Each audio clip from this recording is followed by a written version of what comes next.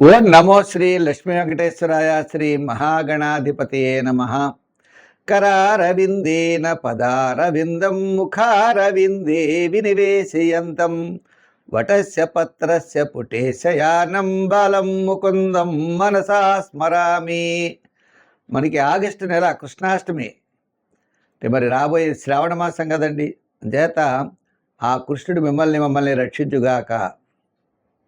ఈ ఆగస్టు నెలలో మన రాశులకి ఏ విధమైనటువంటి ఫలితాలు చెప్పబడ్డాయి? అనుకూలంగా ఉంటే వేగంగా పెడతాం, అనుకూలంగా లేకపోతే దానికి పరిహారం చేసుకుంటూ పాజిటివ్ వైబ్రేషన్స్ డెవలప్ చేసుకుంటూ మనం మరింత శక్తితో మరింత ప్రయత్నంతో ముందుకు పెడతాం, విజయం సాధిస్తాం. అంటే జ్యోతిష్యం ఎప్పుడు కూడా మనకి విజయం సాధించడానికి ఒక మార్గదర్శికగా ఉంటుంది.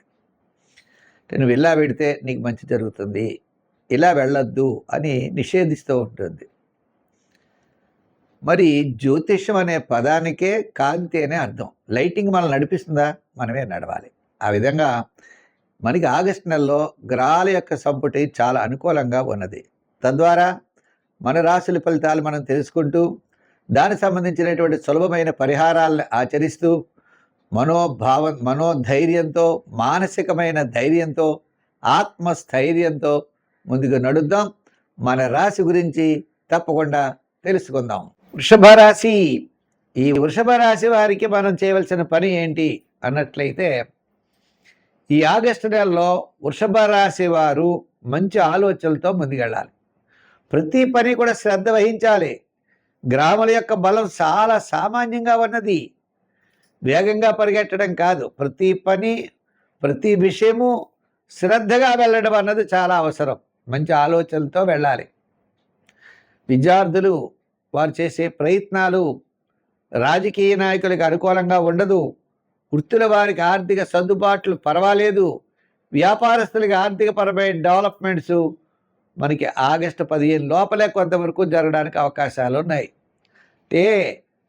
ముఖ్యంగా ఈ రాశి వారికి గురుడు యొక్క బలం తగ్గడం చేత ఆగస్టు నెలలో కుటుంబపరమైన ఖర్చులు ఎక్కువ అవుతాయి, సంతానపరమైన వ్యయం ఎక్కువ అవుతుంది.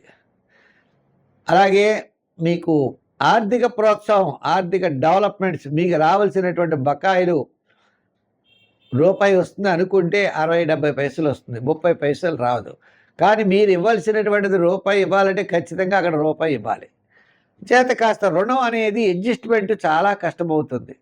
కాబట్టి అనవసరమైన వ్యవహారాలకి, అనవసరమైన వ్యయానికి దూరంగా ఉండండి.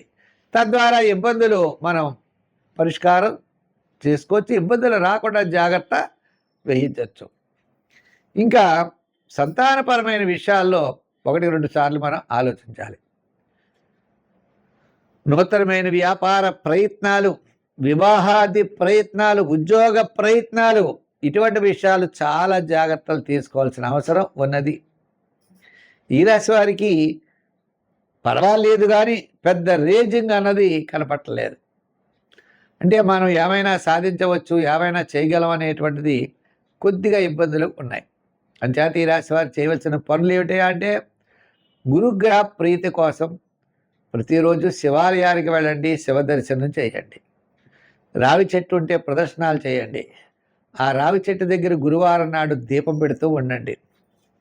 మీ గురువులు ఎవరైనా ఉన్నట్లయితే వారికి తెల్లని వస్త్రాన్ని శ్రావణ మాసంలో శ్రావణ పౌర్ణమి నాడు ఇవ్వండి. తెల్లని వస్త్రాన్ని, వారు కట్టుకోవడానికి వీలైన వస్త్రాన్ని ఇవ్వండి.